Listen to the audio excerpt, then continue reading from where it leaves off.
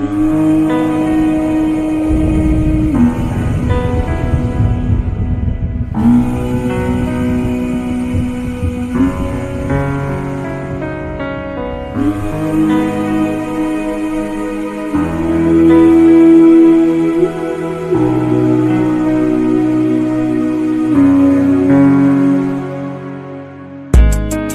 ាសន្យាវាប្រែជាគ្មានន័យគេមានអ្នកផ្សេងបងមានរូបស្រី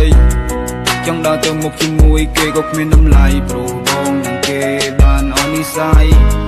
មិនច្បាស់នឹងគេទៅបងតាក់ទងស្រី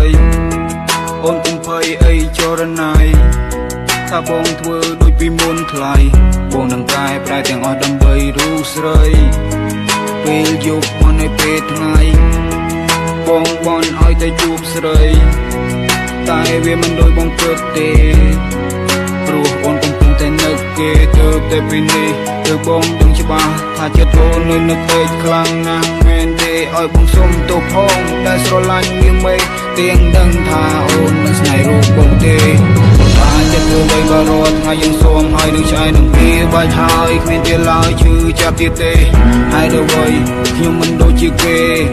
មានសង្សារមិនដែលបានយូរទេបានតែប៉ុន្មានខែគេក៏ប្រែចិត្តបាយស្រឡាញ់ដោយដំបូងចុងក្រោយក៏រហែកគេមកដូចជាខ្យល់ទៅវិញដូចជាផ្សែងទីបំផុតចុងក្រោយខ្ញុំនៅតែម្នាក់ឯងជីវិតតែតោដូចជាខ្លែង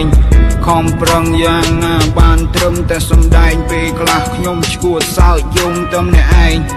ខ្ញុំមិនអីទេខ្ញុំមិនស្លាប់ទេឲ្យតែអូនបានក្តីសុខថ្ងៃនេះថ្ងៃមុខបងមិនរំខានអូនទៀតទេអេយ៉ាខ្ញុំមិនអីទេអេ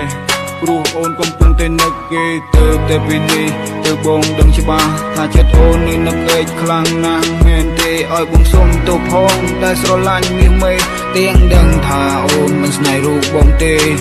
បាចិត្តធ្វើអ្វីបារត់ថ្ងៃយើងសូមឲ្យនឹងឆ្អែតនឹងវាបាច់ហើយគ្មានទេឡើយឈឺចាប់ទៀតទេហើយដល់វ័យខ្ញុំមិនដូចជាគេមានសង្សារមិនដែលបានយូរទេ